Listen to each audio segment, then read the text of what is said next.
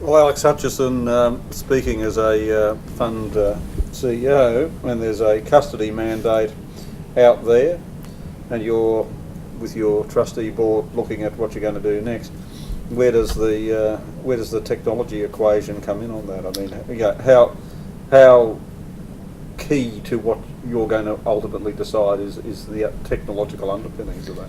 Well, I think it's just we've got to be clear about what we want to do. What we want to do is ensure our members are looked after. And custody, I think, is as what's been echoed around the table, is an area where, from a risk point of view, and also from a financial obligation point of view, let alone regulatory point of view, it is proper that it is outsourced. So, and that you don't self-custody. I would be scratching my head a bit if somebody came here and said, I'm going to do self-custody in our situation running a fund such as the ISS.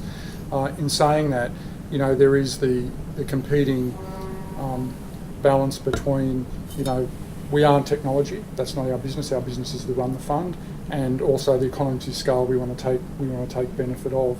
At the end of the day, I think what you're seeing with the demands that custodians have, and in fact administrators have, in the what's expected, be it from a APRA point of view or a reporting point of view, is as a consumer, I want to go preferably to one source, probably the custodian, and say, I don't want to go to a third party, I don't want to run my own separate internal data warehouses, I just should be able to go online or ask you for a report and receive that report.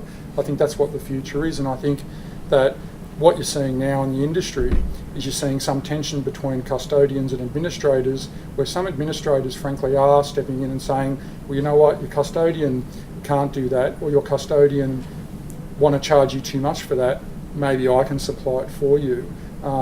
I'd be more comfortable if custodians could step in and simply provide it to me at a proper cost. That's kind of where I see things now with the current challenges we have on reporting. So there's the opportunity. There's the opportunity for our custodian friends to sort of to extend it, because clearly if you can provide, if you can get closer to your client and provide that whole sort of technology play from trading and execution right through to the through to the investment administration and the sort of data requirements.